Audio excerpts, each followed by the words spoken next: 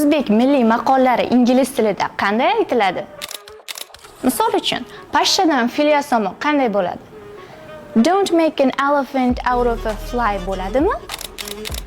Albatta yo'q.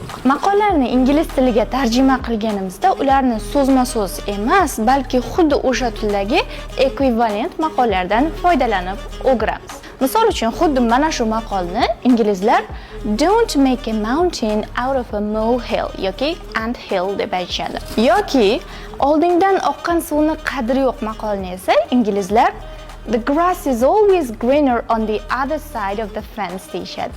Shuningdek, cho'pon ko'p bo'lsa qo'y harom bo'ladi kabi mashhur maqolimizni esa inglizlar too many cooks spoil the broth deb aytishadi. Bu kabi qiziqarli videolardan qolib ketmay desangiz, sahifamga obuna bo'ling va videoga like bosishni unutmang.